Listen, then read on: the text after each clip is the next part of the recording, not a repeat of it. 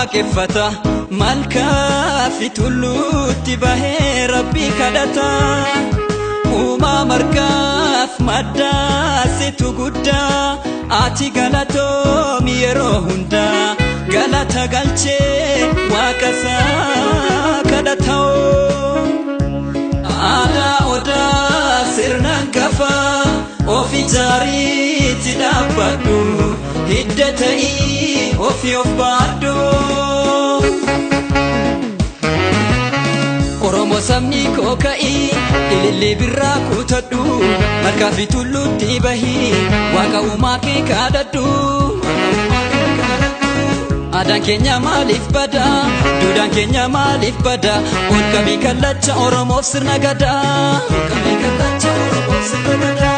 aadaa guddisuun dirqama lammii hundaati haa calaqqisiif nu hamma ijoolleen Oromoo nu marti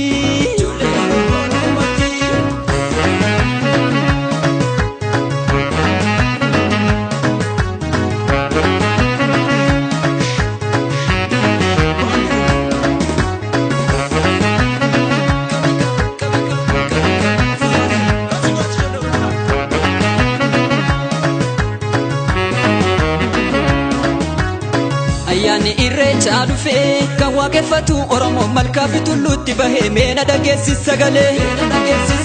jiini fulbaanaa keenyaan birraanis dhufee seenaan hara harsadee deemnaan hunteenyu irreecha malee dardarri tulluu baatee dardarri malkaa buutee safuu fi duudhaan keenya aadaa fi seenaan keenya biyya hundumaa guutee Ayyaanni Oromoon qabu irreecha jaarraawwan sadeen darban kaleessa tokkicha uumaa jedhee moggaase sagadee rabbiif jilba dachaase hara harsadee jidha facaase kadhate uumaa harka ol kaase kan nu sagannu miti malkaatti kan nu tamannu miti tulluutti arjooma rabbii burqee bishaanu kan isa maleen tolle midhaanu kanuma ibsaan keenya duudhaanu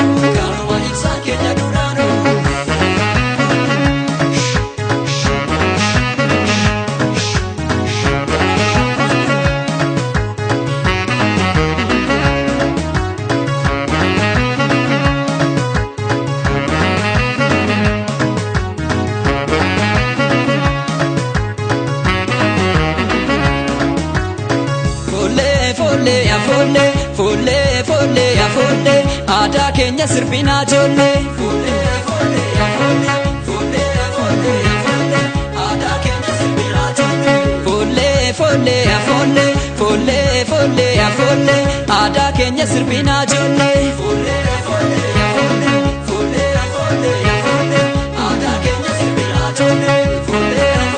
birraan bari'ee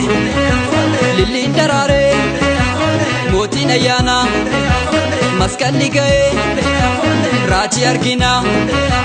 wal bira turree ijoolleen Oromoo taphadhaa marree shubbisa marree taphadhaa marree